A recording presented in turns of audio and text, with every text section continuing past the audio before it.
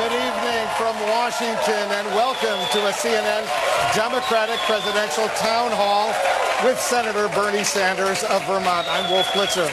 Senator Sanders is back for a second run at the presidency. This time, he's promising to complete the political revolution he started back in 2016 and defeat President Trump. Our questioners in the audience are eager to begin. They're Democrats and independents living here in the Washington, D.C. area. Ladies and gentlemen, please welcome Senator Bernie Sanders.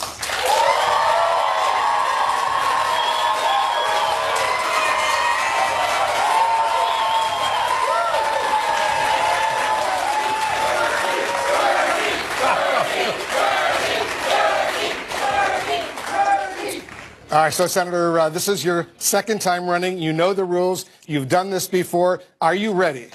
I am ready. Are you ready? All right, let's do it. Let's get started. We have a questioner, Sheila Ruth of Maryland. Go ahead. Hi. This is an unusual election, and unfortunately, we can't focus only on the issues. We must get President Trump out of the White House before he does any more damage. If you are the Democratic nominee, how will you defeat him? And if you are not the nominee, what will you do to help the nominee defeat him? Well, let me just say two things. Number one, I hope and believe that every Democratic candidate will come together after the nominee is selected and make certain that Donald Trump is not reelected president of the United States. And I pledge certainly to do that. I hope I'm the nominee, but if I am not, I will work with that nominee. Trump has got to be defeated. And I'll tell you why. It's not only that we have a president who wanted to throw 32 million people off of the health care they had after promising that he would provide health care to everybody. It's not just a president who said he'd have a tax plan to benefit the middle class, but 83% of the benefits go to the 1%. I'll tell you, it's not just a president who said to the working class of this country, I am on your side. I'm not going to cut Social Security, Medicare, and Medicaid. And then he came forward with a budget, $1 trillion cut to Medicaid, $500 billion to Medicare, and $72 billion to the Social Security Disability Fund. But there's something even deeper. This president is the first president in the modern history of our country who is trying to divide our people up based on the color of their skin, the country they were born in, their sexual orientation, their gender, their religion. And that is an outrage. Our job is to bring our people together, not to divide them up. That's why Mr. Trump must be defeated. We have a next question. Tara Ebersol, a former biology professor from Baltimore County, Maryland. Tara, go ahead. Good evening. There's a lot of misinformation regarding your plan for universal health care. Would you please provide a brief overview of your plan and how it differs from that of other candidates? Good. Thank you.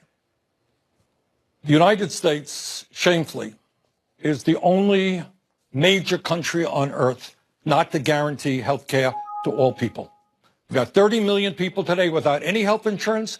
Many of you are underinsured with high deductibles and high copayments, and we pay the highest prices in the world by far for prescription drugs. So, issue number one, I believe that health care is a human right, not a privilege, and we've got to guarantee health care to all of our people as a right. Number two, if we're going to do that in a cost-effective way, if we're going to make sure that we are not spending huge amounts of money, and in fact, lower the amount of money we're spending. We're now spending almost twice as much per capita on health care as any other country. That is unsustainable. The estimate is that in the next 10 years, we're going to spend $50 trillion on health care. The only way to provide health care to all people in a cost-effective way is a Medicare for all single-payer program. All right? That's what I believe, and that's what I will fight for. Now, good news is, before I ran for president in 2016, that was considered to be a wild and crazy idea. Today, a significant majority of the people support that concept. Now, the drug companies don't. The insurance companies don't, because they make billions of dollars every single year off of our wasteful and dysfunctional healthcare system. So I'm going to fight as hard as I can There's going to be a bill introduced in the House, I believe this week, over 100 co-sponsors. We're going to reintroduce a bill in the Senate, I believe 16 co-sponsors. We are making real progress. Senator, let's talk a little bit about Medicare for All, because about half of Americans, as you know, they're insured by their employer plans. According to a recent Gallup poll, 70% of these people with private health insurance, their plans, they like their plans. They think their plans are good. Will these people be able to keep their health insurance plans, their private plans, through their employers if there is a Medicare for All program that you endorse? What will change in their plans is the color of their card. So instead of having a Blue Cross Blue Shield card, instead of having a United Health Insurance card, they're going to have a Medicare card. That Medicare card will allow them to go to any doctor that they want. If they go into the doctor, they're happy. Any hospital they want. But you know what else? They're not going to be paying any private insurance premiums. If they are seniors, we are going to expand Medicare benefits to cover dental care, which is not covered for seniors, hearing aids, and eyeglasses. There will be comprehensive health care. People can go to any doctor, dentist, or hospital they want. So if they like their health insurance plan, they won't be able to keep their health insurance plan? Well, this business of liking your health insurance plan, which, by the way, employers change every single year. People like their doctors. They like the hospitals. They like the care they're getting. Our bill, in fact, right now, if you are in a particular program, you may not be able to go to the doctor that you want. Our program will allow you freedom of choice. But if they wanted additional private health insurance beyond Medicare for All, would they be allowed to purchase that kind of health insurance? Our bill covers all health care needs, all. If people want cosmetic surgery, for example, yes, of course they can get private insurance. But our bill covers all comprehensive health care needs. We have another question from Julius Washington. He's a freshman at Howard University here in Washington, but he's originally from your hometown of Brooklyn, New York. Many of your policies have been met with speculation about how they're going to be paid for. What would you propose as solutions to pay for your ambitious policy ideals? Great question. Thanks. In the United States right now, we have more income and wealth inequality than any other country on earth. We have 3 people who own more wealth than the bottom half of America.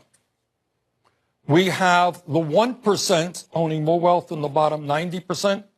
We have 46% of all new income going to the top 1%. Okay? So what we have in America today is a whole lot of wealth. But that wealth and income increasingly goes to the very, very wealthiest people in this country. So what I believe that in a democratic, civilized society, healthcare, is a right. Making sure that our kids can get a higher education is a right. That we rebuild our crumbling infrastructure is a basic need. That's going to cost money. But at a time when the people on top have so much, while the middle class shrinks and we have so many people living in poverty, if your question is, am I going to demand that the wealthy and large corporations start paying their fair share of taxes? Damn right, I will. All right? And let me give you, people say, where are you going to get the money? Where are you going to get the money? Amazon, owned by the wealthiest guy in the world, made $5 billion last year in profits. Anyone here know how much they paid in taxes? That's right. That's where we're going to begin getting the money. But tax experts caution, and you know this, Senator,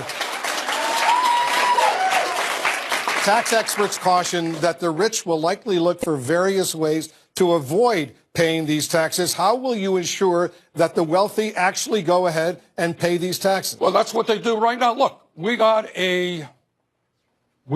an economy today that works very well for the 1%. And what these guys do, and we have to deal with this, they stash billions and billions of dollars in profits in the Cayman Islands and other tax havens. And we have veterans sleeping out on the streets, public schools that are falling apart. We've got 20% of senior citizens in this country trying to live on $13,500 or less. So we have, when I talk about a political revolution, I know this may sound radical to some people, but we are going to create an economy and a government that works for all of us, not just the 1%. So to answer your question, we are going to do away with those outrageous loopholes that allow large corporations owned by some of the wealthiest people in this country to pay nothing in taxes. We're going to end their ability to put their money in the Cayman Islands under the tax havens. We have a question from Shadi Nassab, a student at American University. Shadi from Denver. As we saw in the 2018 midterms, the Democratic Party has become more female, more racially diverse, and younger in age. How can a voter like me feel confident in your ability to represent the party, especially given that your response to sexual harassment allegations during your campaign is that you were, quote, a little bit busy running around the country trying to make the case to be elected as president? Well, I think that quote was a little bit out of context. But let me ask you a question. I am enormously proud of the fact that we have the most diverse, progressive freshman class in the history of the United States Congress. And you know what I did in 2016 and in 2018? I ran all over this country to try to make that happen. All right? So when you talk about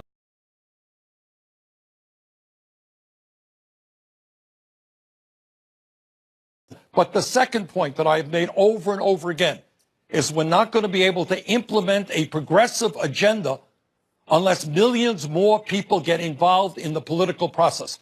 So I am delighted. We started an organization called Our Revolution. I think Nina Turner is here. You know what the purpose of Our Revolution was about? Is precisely to bring young people into the political process. And I think we're making some real progress. Well, what are you going to do, Senator, to make sure that the allegations that occurred against your campaign a couple of years ago are not repeated? What are you personally going to do to make sure that doesn't happen again? Let me tell you what we have done and what we are doing. I was very upset to learn what I learned. When I ran for re-election in Vermont in 2018, we instituted, I think, maybe the strongest protocols against sexual harassment. And that will be the protocols we bring into the 2020 presidential election. Every employee of mine in this campaign will get significant amounts of training to understand what sexual harassment is about. Anybody who feels harassed will have an independent entity to speak to outside of the campaign. And we have hired some of the best people in the country to help us on this issue. We take this issue very, very seriously. How has it affected you personally, knowing what happened? It was very painful. Very painful. And it will not happen again. All right, we got another question. Jacqueline Smith is with us. She's the circuit court clerk from Prince William County in Virginia. Hello, Senator. My question for you is, why have you decided to pursue the Democratic nomination for president, despite the fact that you have consistently run as an independent or other party for the last 50 years? And do you believe you can get a fair shake in the Democratic nomination process in light of your electoral history? Okay. Let's set the record straight. I am a member of the Democratic leadership in the United States Senate. I've been a member of the Democratic caucus in the Senate for the last 13 years and in the House for 16 years before that. Won the Democratic nomination in my state. But in Vermont, I've chosen to run as an independent because it goes way, way back. To answer your question, in 2016, I think I will not shock anybody to suggest that the DNC was not quite even-handed. I think we have come a long way since then, and I fully expect to be treated quite as well as anybody else. Let me, a third point that I want to make as an independent. You know, the truth is that more and more people are disenchanted with both the Republican and Democratic Party, and especially young people. They are registering as independents or not affiliated folks.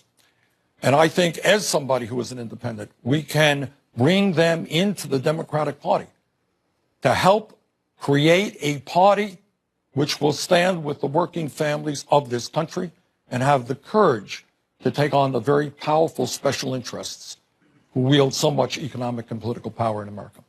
Let's take a seat for a second, because I have a question about transparency. Senator, will you release 10 years of your tax returns? As you know, Elizabeth Warren has decided to do that. Yes. What was the delay? Why haven't you done that so far? Well, you know, the delay is not, it'll bore, our tax returns will bore you to death. It's simply nothing special about them. It just was a mechanical issue. We don't have accountants at home. My wife does most of it, and we will get that stuff out. So when do you think we'll be able to see your tax returns? Sooner than later. Well, what does that mean? Soon. Soon? Yes. Are they ready to be released? Or I think that we have to just do a few more little things, but to check them out. But they're ready. And why didn't you do it the last time around? You were under a lot of pressure to do so. I wasn't under a lot of pressure. Well, I didn't end up doing it because I didn't win the nomination. If we had won the nomination, we would have done it. All right, Senator. But again, I don't want to shock you, Wolf. They're very boring tax returns. We'll look forward to seeing them. All right, Senator, thank you very much. We have a lot more. We're going to be right back with more from... which touts an impressive $73,000 sticker cost. The current trends in America show the cost of college continuing to skyrocket as the workforce is becoming more and more reliant on seeking employees with a higher education background. As president, how will you work to alleviate this issue? Well, thank you very much for raising an issue of enormous consequence. Look, we live in a competitive global economy, and if this economy in the United States is going to work, we need to have the best educated workforce in the world. 30 or 40 years ago, we actually did. We no longer do have the best educated workforce. And you indicated the reason why. Right now, you got hundreds of thousands of bright young people who cannot afford to go to college. We have young people like you who do go to college and they leave school $50,000, $100,000 in debt. I will never forget in Burlington, Vermont, talking to a young physician, and she said, Bernie, I graduated medical school, $300,000 in debt. Saw a dentist in Iowa, $400,000 in debt. Frankly, that is crazy. We want you to get the best education you can without having to pay off outrageous levels of debt for decades. So what is the answer? The answer, in fact, is to understand that a higher education today is the equivalent of what a high school education was 40 or 50 years ago. And that means we make public colleges and universities tuition free, and we substantially lower the outrageous levels of student debt. Right now, you have young people carrying debt with interest rates of 6, 7, 8%, and that is nuts. And then Wolf is going to ask me in 3 minutes, how are we going to pay for that? Yes, Wolf? All right. And we're going to pay for that by a tax on Wall Street speculation. That's how we do it. And that covers that. Now, I found it interesting that last year, many of my conservative friends didn't bother to ask Donald Trump how he would pay for $1 trillion in tax breaks to the 1% and private corporations. And if we can give $1 trillion in tax breaks to people who don't need it, we can make public colleges and universities tuition free all over this country. And that is a very high priority for me. Should private universities be held responsible for the very high tuition that's going on right now? I think they need to do a lot of examination, and some of them are. And what do you think they should do? I think maybe they don't want to build huge football stadiums. And I think maybe they don't want to necessarily pay their football coaches far more than they pay anybody else on their faculty. But I think as a nation, we are going to have to take a hard look at higher education, and not just higher education, by the way. Talk about education, talk about a dysfunctional child care system where working families all over this country cannot find quality, affordable child care. So we got to get our priorities right, not for tax breaks for billionaires, but for education for all of our kids. We got a question from Nikita Katru, a nonprofit worker here in Washington. Senator Sanders, can you make a simple, persuasive case as to why socialism is preferable to capitalism? Democratic socialism, right? Yes. Okay. Let me tell you what I mean by that so we're clear. Right now, we have a nation which prides itself on a lot of political rights. In other words, under the Constitution, thank God you have freedom of speech. Media can do its thing, even though Trump calls you an enemy of the people. How does that feel to be an enemy? That's another story. All right. I won't question Wolf. You don't think we are, though? No, I don't. I certainly do not. So we have political right, freedom of religion, and all of that is enormously important. But you know what we don't have? We don't have guarantees regarding economic rights. And way back in 1944, in a little known, a little publicized State of the Union speech, Franklin Delano Roosevelt said something, and I'm paraphrasing him. But he said, you know, when we talk about human freedom and rights, we've got to understand that everybody needs a decent paying job, that people need health care, that people need education. And all over the world, these ideas are taking place. You go to countries in Scandinavia, of course, health care is a right. Higher education is free. They have strong preschool programs. They make sure that their elderly folks can retire in dignity. These are not radical ideas. So what democratic socialism means to me is having in a civilized society the understanding that we can make sure that all of our people live in security and in dignity. Healthcare is a human right. All people should have healthcare. You can't get ahead in this country, in this world, unless you have a decent education. We have got to, as a right, end the kinds of discrimination, the racism and the sexism and the homophobia that exist. So to me, when I talk about democratic socialism, what I talk about are human rights and economic rights. Senator, President Trump said in his State of the Union address, and I'm quoting him now, America, this is the president, America will never be a socialist country. Will that hold true if you're elected president? If I am elected president, we will have a nation in which all people have health care as a right, whether Trump likes it or not. We are going to make public colleges and universities tuition free. We are going to raise the minimum wage to a living wage of at least $15 an hour. And whether Trump likes it or not, when I talk about human rights, you know what that also means? It means that our kids and grandchildren have the human right to grow up in a planet that is healthy and habitable. And it is really a disgrace and an embarrassment that we have a president who rejects science, who does not even understand that climate change is real and caused by human activity, who does not understand what this planet will look like in years to come if we do not go forward boldly and transform our energy system away from fossil fuels. Let's continue with climate change right now. Michelle Gregory has a question. She's from the Eastern Shore of Maryland. Hello. My home, the lower Eastern Shore of Maryland, part of the Delmarva Peninsula, is estimated to be one of the first places in the country to experience the effects of climate change. In fact, with more and more frequent flooding, it already is. What is your plan to help these rural communities in the poorest part of our state to fight climate change? What you're asking is maybe, you know, a couple of years ago, I don't know if you were moderating it, Wolf, I don't know if it was you or CBS, I can't remember. And somebody asked me, they said, what is the major national security issue facing this country? You know what I said? I said climate change. And people laughed. Wasn't that funny?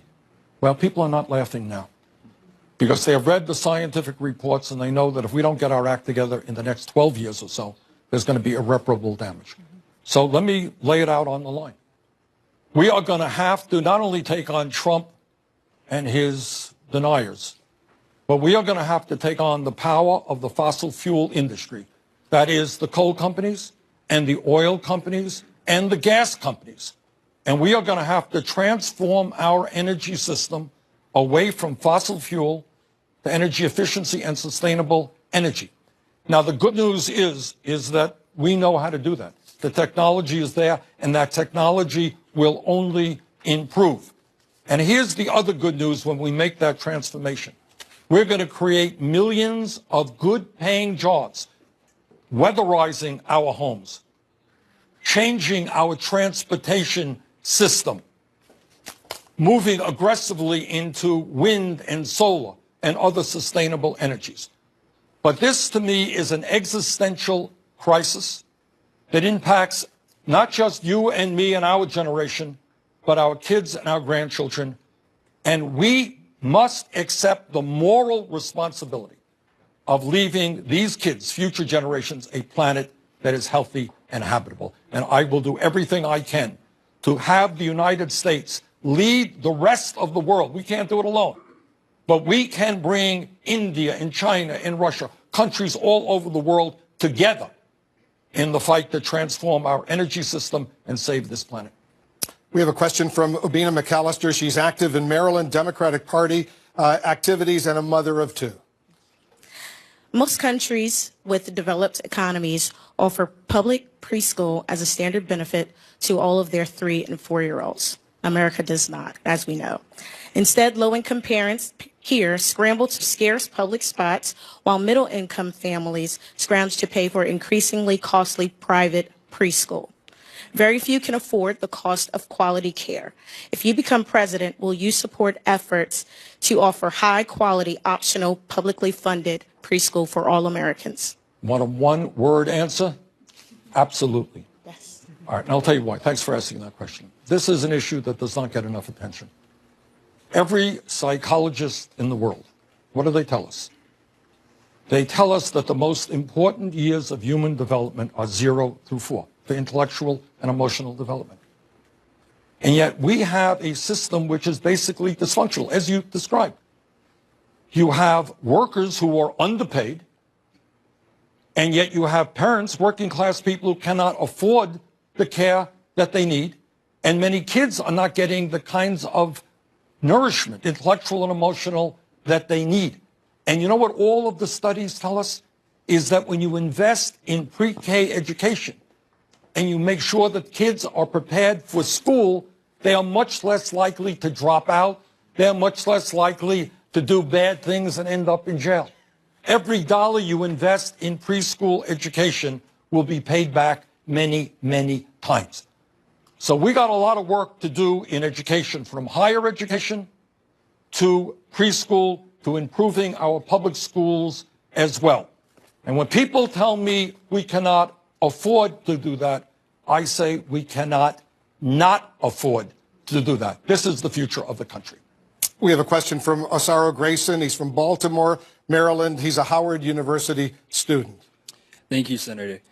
In a political climate where we see the current president and his followers using terms such as fake news or alternative facts, how do you plan to have a productive discussion with somebody who is unwilling to accept facts? This is what I think we have to, and again, as I mentioned a moment ago, when Trump talks, basically says the Wolf Blitzer and other people in the media produce fake news, they're liars, they are enemies of the people. Understand what that means. This is an attack on the very fundamentals of American democracy. Because Trump does not want to be criticized. What he wants to do is disparage the media so that people do not believe what the media says. Now, my approach, and I should tell you that in the last several years, as I go around the country, and I will do it in this campaign, I go not only into communities which are progressive or democratic, we head out to Trump country. We head out to Trump country. And we are going to talk to those people. And we are going to expose Trump as the liar and fraud that he is. All right? Trump told working people that he was going to be on their side. He is not on their side, and its record proves that quite clearly. He is on the side of the billionaire class. And we're going to make that very clear. And I think by the end of this campaign, I suspect that a number of people who voted for Donald Trump will understand that he is not their friend, and that the agenda that we have, which is prepared to take on the billionaire class, is the agenda that they will support. If you're the Democratic presidential nominee and you're on the debate stage with President Trump, how will you engage with him? Well, we'll bring a lie detector along.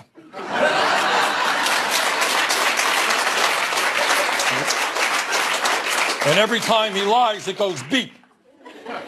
That would be the first thing. I mean, it is, look, I have conservative friends. I don't mean to be overly facetious here. I have conservative friends. We all do.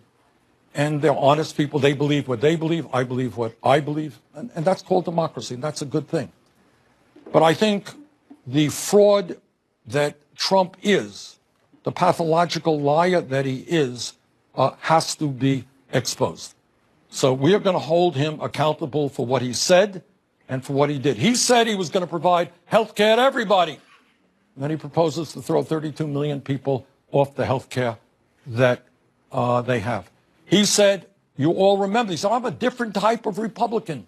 I'm not going to cut Social Security, Medicare, and Medicaid. And he brings forward a budget that does just that. So I think holding him accountable would be a good start in that debate. Senator, we have a lot more to discuss, and the voters have a lot more questions. We'll be right back with Senator Bernie Sanders.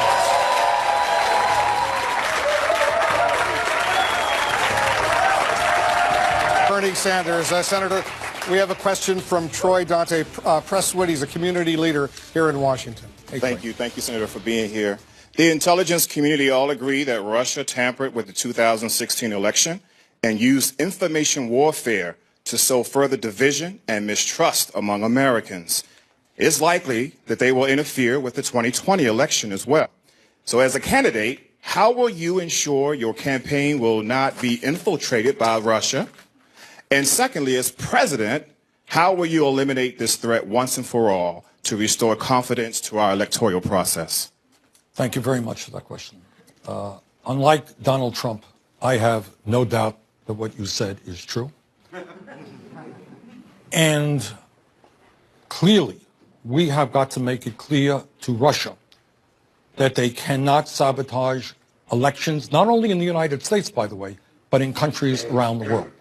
Specifically, we are, and I know other campaigns are doing it as well, spending a lot of money, trying to protect our computers, etc. But ultimately, the word has got to go out to Putin and others around the world that cyber warfare, the attempt to destroy American democracy, is a very, very serious offense which will not be taken lightly.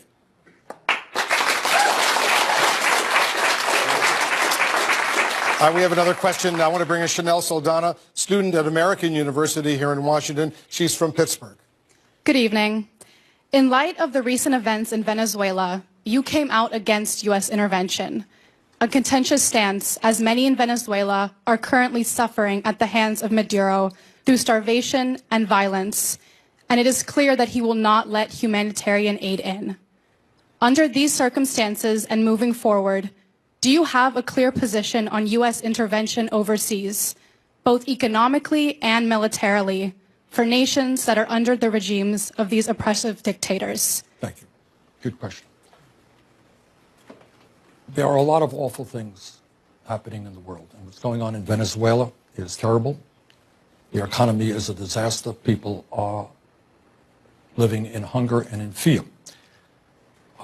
I strongly believe there has to be an international humanitarian effort to improve lives for the people. I think the evidence is pretty clear that the last election in Venezuela was not a free and fair election. And under international supervision, I want to see a free and fair election. But to answer your question, let me say this. I am old enough to remember the war in Vietnam. And I was as active as I could trying to keep the United States from going to war in Iraq. I was in the Congress at that point. And I am very fearful of the United States continuing to do what it has done in the past. As you know, or may know, the United States overthrew a democratically elected government in Chile and in Brazil and in Guatemala and in other countries around the world. So as someone who fervently believes in human rights and democracy, we have got to do everything that we can. But I think sometimes you have unintended consequences when a powerful nation goes in and tells people who their government will be. So my view is that whether it is Saudi Arabia, which is a despotic regime, or whether it is Venezuela, I think we have got to do everything that we can to create a democratic climate. But I do not believe in U.S. military intervention in those countries. Why have you, Senator, why have you stopped short of calling Maduro of Venezuela a dictator? Well, I think it's fair to say that the last election was undemocratic, but there are still democratic operations taking place in that country. The point is, what I am calling for right now is internationally supervised free elections. And I do find it interesting that Trump is very concerned about what goes on in Venezuela. But what about the last election that took place in Saudi Arabia? Oh, there wasn't any election in Saudi Arabia. Oh, women are treated as third-class citizens. So I find it interesting that Trump is kind of selective as to where he is concerned about democracy. My record is to be concerned about democracy all over the world. So we've got to do everything we can. But at the end of the day, it's going to be the people of Venezuela who determine the future of their country, not the United States of America. As you know, President Trump this week is meeting in Hanoi with Kim Jong-un, the leader of North Korea. If you were president, would you meet with Kim Jong-un? See, now, after all of the nasty things I said about Trump, let me say a good thing here, all right? I think, look, nuclear weapons in the hands of a brutal, irresponsible dictator is a bad idea. And if Trump can succeed, in fact, through face-to-face meetings with Kim Jong-un and rid that country of nuclear weapons, that is a very good thing. So I think that the idea of going and meeting face-to-face with your adversaries is a good idea. I would like the President of the United States to bring Iran and Saudi Arabia together, to bring the Palestinians and the Israelis together. All right? So I wish the President the best of luck. This is a very important issue, and if we can get nuclear weapons out of the hands of Kim Jong-un, that will be a very good thing. We have a question from Regina Brennan. She's a student at Catholic University. She's from Philadelphia, a supporter of yours. She has a question about the president's border wall with Mexico. Good evening, Senator. My question for you is, if Donald Trump does get his wall, do you believe that it's worthwhile to adopt a plan onto your platform for deconstruction? Or with so much happening, not in just terms of undocumented migration, but of immigration in general, to adopt such a plan will deflect from more pressing issues? Yeah. In my political judgment, Donald Trump is not going to get the wall. And I think it really is outrageous. And by the way, there are a number of Republicans who feel the same way, that it really speaks to his authoritarian goals to somehow decide this is a national emergency that he's calling in order to build the wall. All right. The real national emergency that we have is that we do not have comprehensive immigration reform and a path toward citizenship. The emergency that we have is we have 1.8 million young people who are eligible for the DACA program who are scared to death any day that they could be deported, even though they were spent their whole lives in this country. So the goal with immigration, in my view, is to finally deal with comprehensive immigration reform and a path toward citizenship and a humane policy at the border for those who seek asylum. America should not be the country which grabs little children at the border out of the arms of their mothers. That is not what this country is about. Senator, we're going to take another quick break. Much more with Senator Bernie Sanders right after this. Welcome back to our presidential town hall with Senator Bernie Sanders. Senator, I want to bring in Devon Bradley. He's a student at the George Washington University here in Washington. He's from Florida. Devon, go ahead. Thank you. Senator, my question to you is this. How do you plan to ensure the cost of medications like insulin won't continue to rise and that people over profit will hopefully become the norm in this country? Oh, you're asking me a question that I have worked on for a long, long time. Yes, sir. Don't get me going. All right. We have a limited amount of time here, but let me just say this. The pharmaceutical industry is the most greedy entity in this country today. Today in America, if you can believe it, 1 out of 5 people cannot afford the medicine that they need. You talk about insulin? We have had on our social media, my Senate social media, parents talking about how their children died because they couldn't afford insulin. The pharmaceutical industry last year made $50 billion in profit. $50 billion. They pay their CEOs outrageous levels of compensation.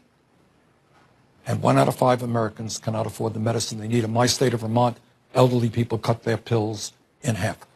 Now, I have introduced, I think, the most sweeping set of legislation to deal with this issue. It does 3 things. Number 1, it has Medicare for the first time negotiating prices with the pharmaceutical industry. You know why our prices are so much higher than any other country on earth? In America, the drug companies could charge you any price they want. They could double, triple, quadruple the price. They get what the market will bear. Every other country on earth negotiates prices. And we don't, because the pharmaceutical industry has unbelievable money and unbelievable power. All right? So number 1, Medicare negotiates prices. Number 2, many of my Republican friends believe in free trade. Well, if you believe in free trade, why can't pharmacists and distributors purchase lower cost prescription drugs from Canada and other countries? Same exact medicine made in the same factories, bring them into America. Thirdly, roughly speaking, what Canada does. What Canada does is look at prices around the world, come up with an average price, and that's what people pay in Canada. We should do something similar. But let me say this, and this gets at the heart of what our campaign is about. The drug companies have so much wealth and so much power that they are not going to be easy to defeat. I was involved in a situation in California where people in California tried to lower prices. Do you know how much money the drug companies spent in one state on one referendum? Anyone want to guess? $131 million. Okay. They have endless amounts of money. So in my campaign, we announced today, I'm getting a little off topic here, that we have signed up 1 million people to participate in the campaign. And the reason we are going to run an aggressive grassroots campaign is that at the end of the day, you don't beat the pharmaceutical industry here in Washington, D.C. They own the Congress. That's the fact. They have lobbyists all over the place. The only way you beat the drug companies is when millions of people stand up and say, I'm not going to allow you to kill my wife or my kids. We're not going to pay outrageous prices. All right? Senator, that's a long answer to an important question. We have a question from Noel Osama. He's a policy analyst here in Washington. Thank you, Senator Sanders. There's a deep sense of mistrust for you by some within the African-American community. Many feel you undermined Secretary Clinton after her nomination by not showing enough support, and which contributed to President Trump being elected. Along with that, many also feel that you are at times racially insensitive, and by virtue of your background, don't reflect their experience enough. How do you address these concerns, and what's your approach to winning their votes? Well, first of all, I reject the first premise that you made. I knocked my brains out. In fact, I just saw a letter today from Hillary Clinton, which said, thank you, Bernie, for working so hard in my election. All right. We went to state after state. I think we had 35, 40 rallies in all of the battleground states. So I do not accept for one moment that I did not do everything that I could. And then people say, well, some of your supporters voted for Trump. True. But some of Hillary's supporters in 2008 voted for McCain. That's the reality. More of those did that than voted for me. Now, on the second point, okay, we ended up winning among younger people more votes from young African Americans, Latinos, Asian Americans, Native Americans than Clinton and Trump combined. All right. Furthermore, if you look at the polling out there, we're doing quite well with the African American community. But let me just raise an issue here. Maybe I haven't been as strong on this issue as I should be. I talk about the fact that we have a nation of massive inequality. Okay, and I believe that. I think that's the most important issue we can talk about. But within that inequality, we have another inequality, and that is racial disparity. And it's important that everybody understands that. That means that the wealth gap between a white family and a black family is 10 to 1. If you are a black mother, the likely it is that you will have a baby that will die. Your infant mortality rate 2.5 times higher than a white mother. If you are a black businessman, I remember talking to a fellow in Milwaukee, black businessman, said, Bernie, I can't get a loan from the bank. And his business is pretty good.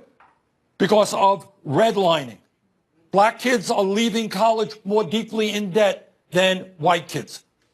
So we have an enormous amount of disparity in wealth, in education, in health that must be addressed. And I will work as hard as I can, number one, to have a cabinet that reflects what America is, and number two, to do everything that I can in every way to end all forms of racism in this country.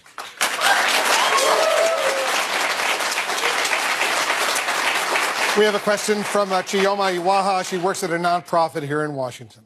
Thank you, Senator Sanders. Part of the legacy of slavery and Jim Crow in the U.S. is the legacy of income inequality in the U.S.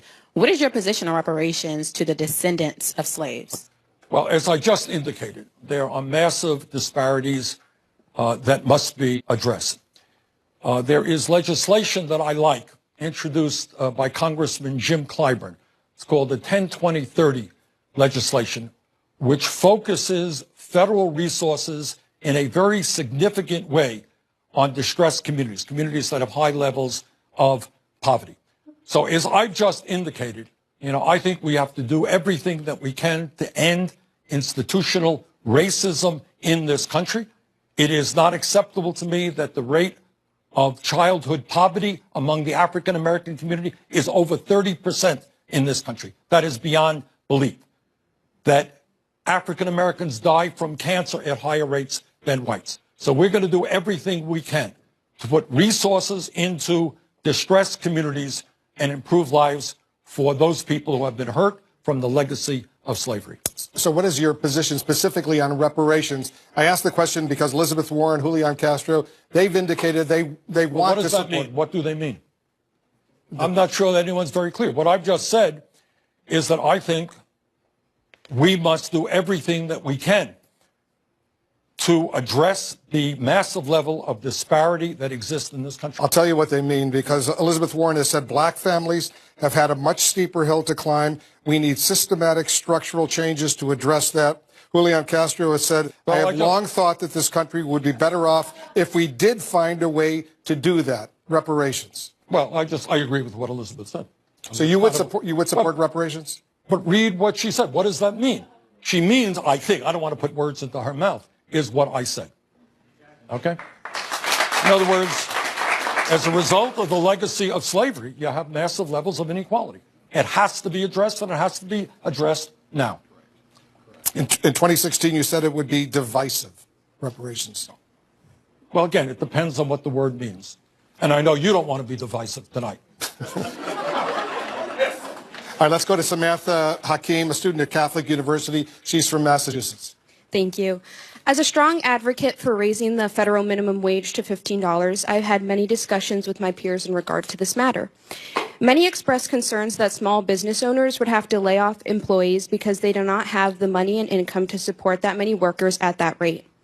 How do you reassure them that this would not be the case and it is in fact possible? Well, you're right.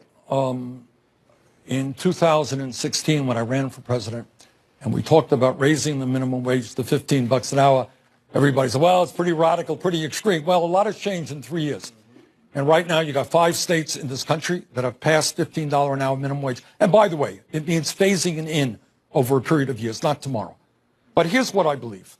I believe that in the richest country in the history of the world, if you work 40 hours a week, you should not be living in poverty. And I believe that if we raise that minimum wage to $15 an hour, workers will have more money to spend in their community and create jobs doing that. So I think raising the minimum wage is the right thing to do, and I think it is good economics, and I'm very delighted to see the kind of progress we're making in states and cities all over this country. By the way, I believe that the House of Representatives will, in fact, pass, can't guarantee it, I think they will, pass a $15 an hour minimum wage, and we're going to fight as hard as we can to see that passed in the United States Senate. We should not have to have, in this country, working people working 2 or 3 jobs just to pay the bills. So we have Bo Finley's a lawyer here in Washington. Thank you, Wolf. Senator Sanders, every Texas resident has 2 senators and a member in the House. Every Florida resident has 2 senators and a member in the House. Every Ohio resident has 2 senators and a member in the House. I live in Washington, D.C. and have no such representation. What will you do to help me and my fellow 700,000 Washingtonians do to receive full representation?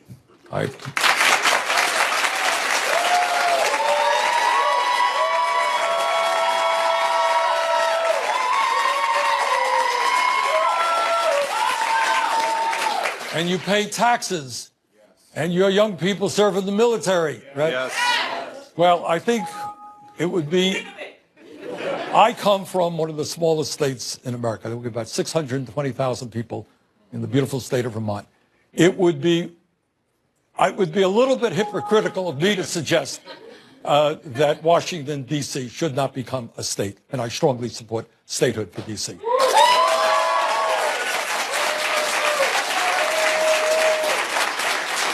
So what can you do to make that happen? Well, everything that we possibly can. Look, I think, this is a political issue. It's political. It's hard to argue the facts that the gentleman raised. People pay taxes. They live here. The size of this community is larger than some states. Why don't they have senators and a member in the House? The answer, not shockingly, is the Republicans kind of guess that this will be 2 Democratic senators. Given the fact that this city consistently votes overwhelmingly Democratic, that's the opposition right there. And I hope that my Republican colleagues, do the right thing. People here are entitled to representation in Washington. We have a question from Eliana Landau. She's